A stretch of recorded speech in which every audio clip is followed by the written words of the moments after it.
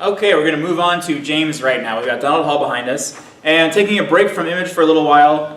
But there's this word, maybe you've heard it, it's one of the literary terms that I have defined in those, in the sections like general literary terms, then terms that are specific to fiction, poetry, those sorts of things.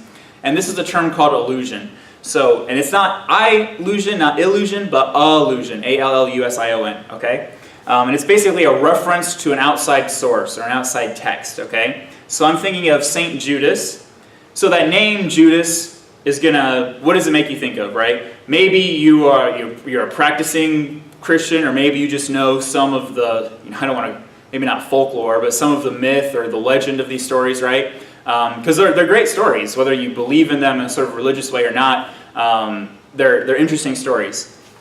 So we have Saint Judas. Now all of a sudden it's being a little provocative, right? Saying we're calling him a saint, which in the Christian tradition people will probably dispute, because he's what? He's the guy that betrayed Jesus, right? But there are a few things in here that we can point out that refer to specific parts of the story. So maybe you caught them or maybe you didn't. I'll just go ahead and read the poem, and then we'll, it's a short poem. Actually, is it a sonnet? 1, 2, 3.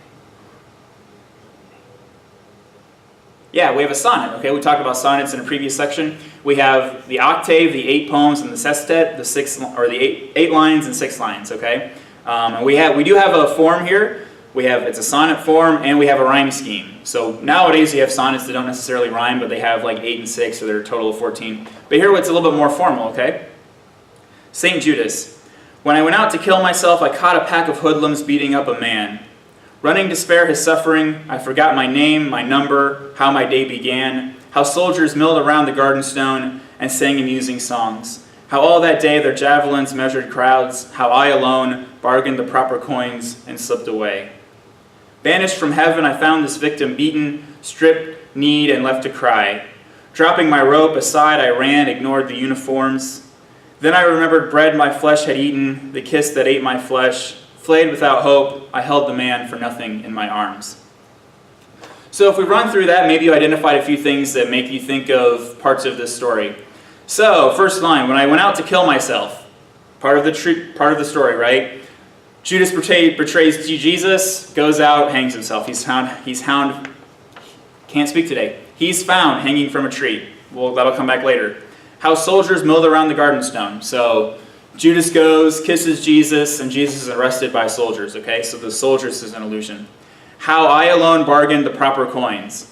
30 pieces of silver. That's something that's alluded to a lot. Popular culture, people were referring to 30 pieces of silver. If you see that portrayed somewhere, it's suggesting that someone is a betrayer. Okay, so how I alone bargained the proper coins. Banished from heaven. So he betrayed Jesus, probably not on the fast track to heaven, right? Dropping my rope. This is the rope that he would have hanged himself with. Bread my flesh had eaten, reference to the Last Supper, and the kiss that ate my flesh, the kiss that he gave to Jesus, and that, which wasn't just a kiss, he told the soldiers, the person I kiss is him, that's the one that you'll arrest, okay? So, I'm not getting preachy here, I'm just thinking that probably some of us are familiar with some of these stories from the Bible, and so if we're thinking about allusions in a literary sense, this is a good poem to point those out. Because it references different parts of the Judas story from the Bible. So, sort of a brief digression, but the word allusion is something that you should know about, and something you should be able to pick up on as you go through literature courses.